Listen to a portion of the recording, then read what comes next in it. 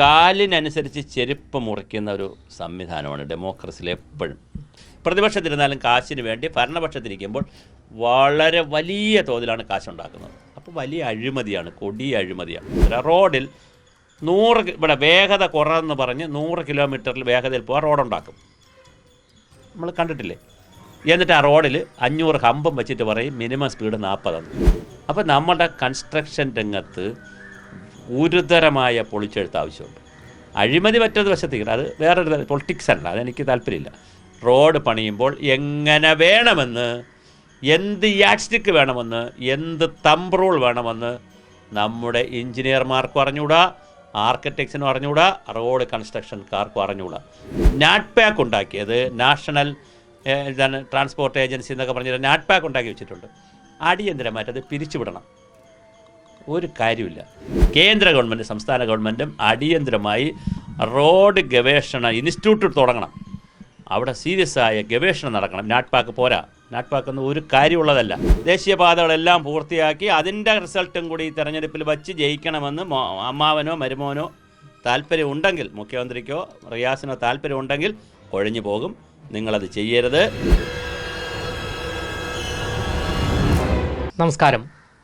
കൊട്ടിയത്ത് ദേശീയപാത ഇടിഞ്ഞു വീണതിന് പിന്നാലെ ദേശീയപാത നിർമ്മാണം നടക്കുന്ന 378 സ്ഥലങ്ങളിൽ ദേശീയപാത അതോറിറ്റി പരിശോധന നടത്താൻ പോകുന്നു എന്നുള്ള റിപ്പോർട്ടുകളാണ് പുറത്ത് വരുന്നത്.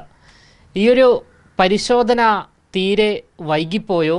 അതുകൂടാതെ ദേശീയപാത നിർമ്മാണം 2026 മാർച്ചിന് മുൻപ് പൂർത്തിയാകും എന്നായിരുന്നു റിപ്പോർട്ടുകൾ. എന്തായാലും ഈ ദേശീയപാത നിർമ്മാണം ഈ പരിശോധനയുടെ ഫലമായി അനന്തമായി നീണ്ടുപോകാനുള്ള സാധ്യതയുണ്ടോ? ഈ ഒരു വിഷയവുമായി ബന്ധപ്പെട്ട് ഇപ്പോൾ മറുനാടനോട് പ്രതികരിക്കുകയാണ് ഭൗമശാസ്ത്ര വിദഗ്ധനായ ഡോക്ടർ വി സുഭാഷ് ചന്ദ്രബോസ്. പരിശോധന വൈകിയോ എന്നൊരു ചോദ്യമില്ല. അതായത് കാലിനനുസരിച്ച് ചെരുപ്പ് മുറിക്കുന്ന ഒരു സംവിധാനമാണ് ഡെമോക്രസിയിൽ എപ്പോഴും. ഇന്ത്യയിൽ റോഡുകൾ പണിയുന്നതിനെക്കുറിച്ച് ഒരു ഗവേഷണവും നടക്കുന്നില്ല. നാഷണൽ ഹൈവേ അതോറിറ്റി ആവട്ടെ, സ്റ്റേറ്റ് ഹൈവേ അതോറിറ്റി ആവട്ടെ, ഒരു ഗവേഷണവും നടക്കുന്നില്ല എന്നുള്ള പരാതിക്കാരനാണ് ഞാൻ. ശരിക്കും ഗവേഷണം നടക്കേണ്ടതാണ്. റോഡ് എങ്ങനെ പണിയണം, കാരണം മലയിൽ റോഡ് പണിയുമ്പോൾ എടുക്കേണ്ട പ്രിക്കോഷൻ എന്താണ്, തീരദേശത്ത് പണിയുമ്പോൾ എടുക്കേണ്ട പ്രിക്കോഷൻ എന്താണ്, ഇടനാട്ടിൽ പണിയുമ്പോഴുള്ള, അത് കേരളത്തിനല്ല ഇന്ത്യക്ക് മൊത്തം ബാധകമാണ്. ഞാൻ പറയും എങ്ങനെയാണ് ഉറപ്പുള്ള മണ്ണിൽ റോഡ് പണിയുമ്പോൾ എന്ത് പ്രിക്കോഷൻ, അത് ഈ കട്ടി കൂടുക, കട്ടി കുറയ്ക്കുക, വീതി, അതല്ല ഞാനിപ്പോൾ, അതൊരു എഞ്ചിനീയറിംഗ് ആയിട്ടുള്ള. അല്ലാതെ വളരെ ഗൗരവതരമായി ഓരോ പ്രദേശത്തിൻ്റെ സ്ലോപ്പ് എന്താണ്, ലാൻഡ് ഫോം, സ്ലോപ്പ്, സോയിലിൻ്റെ പാറ്റേൺ, സോയിലിൻ്റെ സ്ട്രക്ചർ എന്താണ്, പാറ്റേൺ വേറെ, സ്ട്രക്ചർ രണ്ടും രണ്ട് കൺസെപ്റ്റാണ്. സ്റ്റെബിലിറ്റി എന്താണ്, അതിൻ്റെ പെർമിബിലിറ്റി, അതായത് വെള്ളത്തെ ഇറക്കാനുള്ള കഴിവ് എന്താണ്, ഇറക്കിയ വെള്ളത്തെ ഹോൾഡ് ചെയ്യാനുള്ള വാട്ടർ ഹോൾഡിങ് കപ്പാസിറ്റി, പലതിനും പലതരത്തിൽ. മണലിൻ്റെ വാട്ടർ ഹോൾഡിങ് കപ്പാസിറ്റി അല്ല പിന്നെ ചെളിക്കുള്ളത്, ചെളിയുടേതല്ല. ഇൻഫിൽട്രേഷൻ നോക്കുമ്പോൾ ചെളിക്കുള്ളതല്ല മറ്റതിനുള്ളത്. അപ്പോൾ എല്ലാം തമ്മിൽ വ്യത്യാസമുണ്ട്, ഭയങ്കരമായ വ്യത്യാസമുണ്ട്. അതപ്പോൾ ജിയോളജിസ്റ്റുകളും എർത്ത് സയൻസ് പഠിച്ചവരും ജിയോഗ്രഫി പഠിച്ചവരും സോയിൽ സയൻസ് പഠിച്ചവരും ഒക്കെ കൂടി ഏതിനാവശ്യമുണ്ട്? റോഡ് പണിയുടെ റിസർച്ചിന് ആവശ്യമുണ്ട്. പക്ഷേ നിർഭാഗ്യവശാൽ നമുക്ക് അങ്ങനെ ഒരു കാഴ്ചപ്പാടില്ല. അതുകൊണ്ട് ഇപ്പോൾ സോയിൽ ടെസ്റ്റ് നടത്തുന്നത് എന്തിന്? എൻ്റെ വാദം ആളുകളുടെ കണ്ണിൽ എന്തിടാനാണ്? പൊടിയിടാനാണ്. ഇതിപ്പോൾ വന്നു, ഞങ്ങൾ സോയിൽ ടെസ്റ്റ് നടത്തി, അങ്ങനെ ചെയ്തു, ഇങ്ങനെ ചെയ്തു.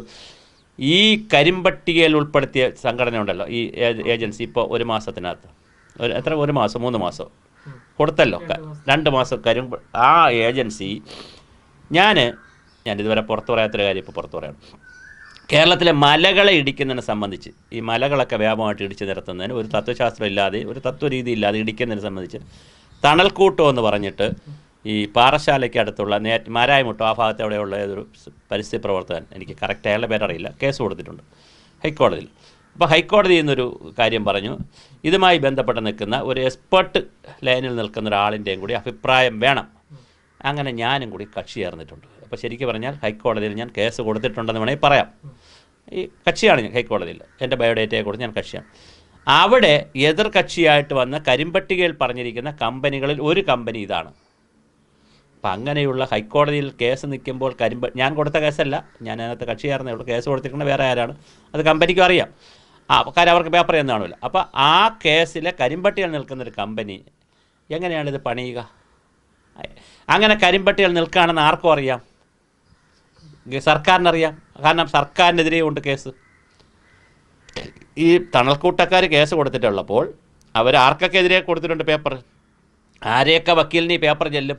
കമ്പനിയുടെ വക്കീലിന് ചെല്ലും, സർക്കാരിൻ്റെ വക്കീലിന് ചെല്ലും. അപ്പോൾ സർക്കാർ ഇത് മറച്ചു വച്ചില്ലേ?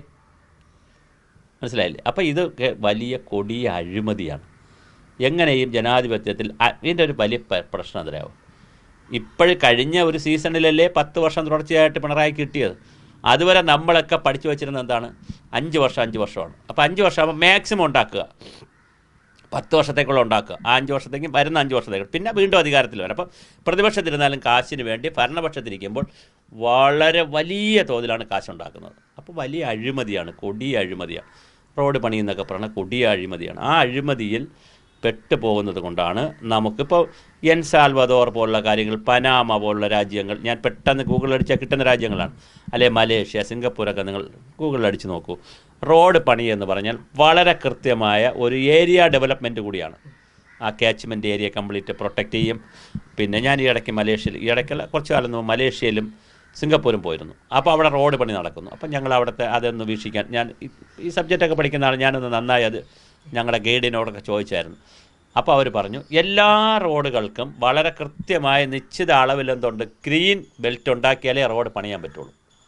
അങ്ങനെയാണ് അവർ ഈ ലോകത്തെ കാണുന്നത്. അപ്പോൾ ഗ്രീൻ ബെൽറ്റ് ഉണ്ടാക്കുക, നിയമങ്ങൾ ഉണ്ടാക്കുക. ഇവിടെ നമ്മളെന്താ നല്ല തമാശ, റോഡിൽ 100 ഇവിടെ വേഗത കുറവെന്ന് പറഞ്ഞ് 100 കിലോമീറ്ററിൽ വേഗതയിൽ പോകാൻ റോഡുണ്ടാക്കും.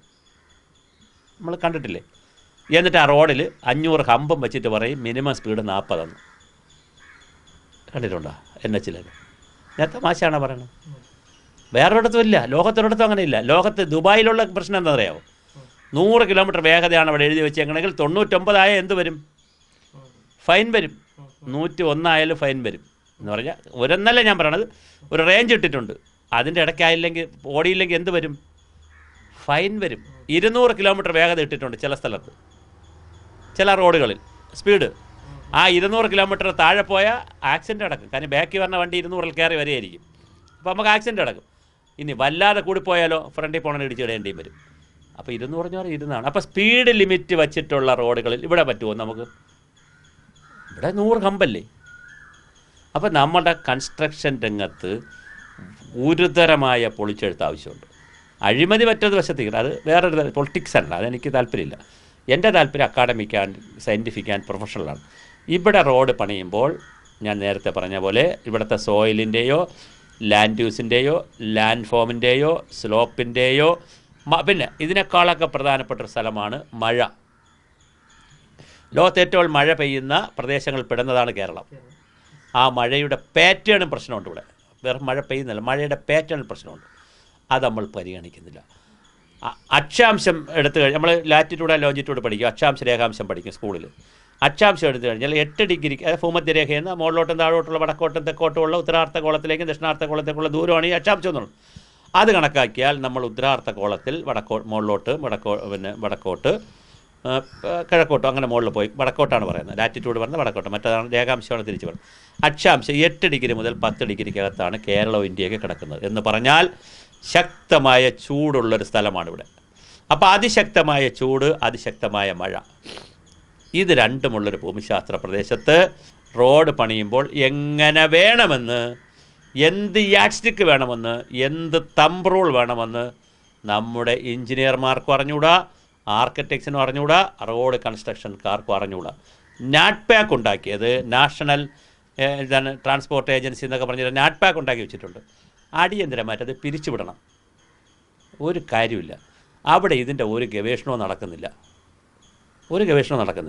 റോഡ് നിർമ്മാണത്തിൽ എങ്ങനെയാണ് ഞാൻ പിരിച്ചുവിടണമെന്നുള്ള വളരെ സ്ട്രോങ് ആയിട്ട്, ഞാൻ സയൻസ് മേഖലയിൽ പ്രവർത്തിച്ചിരുന്ന, ശാസ്ത്ര സാങ്കേതിക സ്ഥാപനങ്ങളിൽ പ്രവർത്തിച്ചിരുന്ന ആളെന്നുള്ളതിനാണ് ഇത്രയും ആധികാരികമാണ് ഞാൻ വർത്തമാനം പറയുന്നത്. അവിടെ എന്ത് ഗവേഷണമാണ് നടക്കുന്നത്? അടിയന്തരമായിട്ട് അത് വൈറ്റ് പേപ്പർ പുറത്തിറക്കി സോഷ്യൽ ഓഡിറ്റ് ചെയ്യണം. എന്ത് ഗവേഷണമാണ് നടക്കുന്നത്? കാരണം കേരളത്തിലെ തീരദേശത്ത് കൂടെ ഏത് ടൈപ്പ് റോഡ് പണിയണം, മലനാട്ടിൽ ഏത് ടൈപ്പ് റോഡ് പണിയണം, ഇടനാട്ടിൽ ഏത് ടൈപ്പ് റോഡ് പണിയണം, വെള്ളക്കെട്ടുള്ളിടത്ത് എന്ത് ടൈപ്പ് റോഡ് പണിയണം, വെള്ളക്കെട്ടുള്ളിടത്തിൻ്റെ റോഡിൻ്റെ ഓടയുടെ വീതി എത്രയായിരിക്കണം, എവിടെയൊക്കെ കൽവർട്ട് ഇടണം. വെള്ളത്തിന് തമിഴ്നാട് പോലുള്ള സ്ഥലങ്ങളിൽ നിങ്ങൾ റോഡ് പോയി നോക്കണം പണിയുമ്പോൾ. റെയിൻ വാട്ടർ ഹാർവെസ്റ്റിംഗ് അവിടെ ഞാൻ അതിൻ്റെ സ്റ്റേറ്റ് ഓഫീസർ കൂടെയായിരുന്നു. അതുകൊണ്ടാണ് ഞാൻ ഇങ്ങനെ സംസാരിക്കുക. അല്ല ഞാനൊരു യൂട്യൂബറോ അല്ലെങ്കിൽ ഒരു യൂട്യൂബിൽ വന്നിരുന്ന വർത്തമാനം പറയുന്ന ആളായിട്ട് അല്ല ഈ വർത്തമാനമൊക്കെ പറയുന്നത്. അല്ലാതെ മറ്റു കാര്യങ്ങളൊക്കെ പൊതുവിഷയങ്ങളൊക്കെ നമ്മളങ്ങനെ പറയും. റെയിൻ വാട്ടർ ഹാർവെസ്റ്റിൻ്റെ സ്റ്റേറ്റിൻ്റെ ചുമതല ഉണ്ടായിരുന്ന ആളാണ് ഞാൻ. തമിഴ്നാട്ടിൽ ജയലളിത ഇരുന്നപ്പോഴാണ് റെയിൻ വാട്ടർ ഹാർവെസ്റ്റിംഗ് ശക്തമാക്കിയത്. അത് ശക്തമാക്കിയത് മലയാളിയായ ഒരു തിരുവനന്തപുരത്ത് കവടിയാറിലുള്ള, നമ്മളിപ്പോൾ കവടിയാർ വില്ലേജിലായിരിക്കണം, കവടിയാറിലുള്ള തന്നെ ഒരു IAS കാരിയായിരുന്നു. അന്ന് പേര് ഞാൻ പറയുന്നില്ല. തമിഴ്നാട്ടിൽ അന്നത്തെ വാട്ടർ സെക്രട്ടറി. പിന്നെ അവർ കേന്ദ്രത്തിലൊക്കെ പോയി. പിന്നെ അവർ ജയലളിതരെ പ്രൈവറ്റ് സെക്രട്ടറി വരെ ആയി. അത്ര പ്രമുഖയായ IAS കാരാണ്. ഇവിടെ ഉള്ള ആൾ ജീവിച്ചിരിപ്പുണ്ട്. അവർ തമിഴ്നാട്ടിലിരുന്നപ്പോൾ സെക്രട്ടറി ആയിരുന്നപ്പോഴാണ് ഈ നിയമം കൊണ്ടുവന്നത്. അവിടെ റോഡ് പണിയുമ്പോൾ വളരെ കൃത്യമായി റോഡിൻ്റെ സൈഡിൽ, അതായത് റോഡ് വിട്ടിട്ടുള്ള സ്ഥലത്ത് റെയിൻ പിറ്റുകൾ ഉണ്ടാക്കി, നല്ല റെയിൻ ഗാലറി, പിറ്റെന്ന് പറഞ്ഞാൽ വേറെ കുഴിയെന്ന് വിചാരിക്കും, റെയിൻ ഗാലറികൾ ഉണ്ടാക്കി ആ ഗാലറിയുടെ ഭൂമിയുടെ അടിയിലേക്ക് എന്തിറക്കുകയാണ്, വെള്ളം ഇറക്കിയും കൂടെയാണ് ഫ്ലഡ് കൺട്രോൾ ചെയ്യുന്നത്. എവിടുത്തെ ഫ്ലഡ്? റോഡിലെ വെള്ളപ്പൊക്കത്ത്. നമുക്കിതൊന്നും അറിഞ്ഞും കൂടാ, നമ്മളിതൊന്നും കണ്ടിട്ടുമില്ല, നമ്മളിതിനെക്കുറിച്ച് ചിന്തിച്ചിട്ടുമില്ല, നമുക്കതിനൊരു ഗവേഷണവുമില്ല. അപ്പോൾ നമുക്ക് വരുന്ന മഴയെ എങ്ങനെ കൈകാര്യം ചെയ്യും നമുക്കറിയില്ല. സൂര്യപ്രകാശത്തിനെ എങ്ങനെ കൈകാര്യം ചെയ്യും നമുക്കറിയില്ല.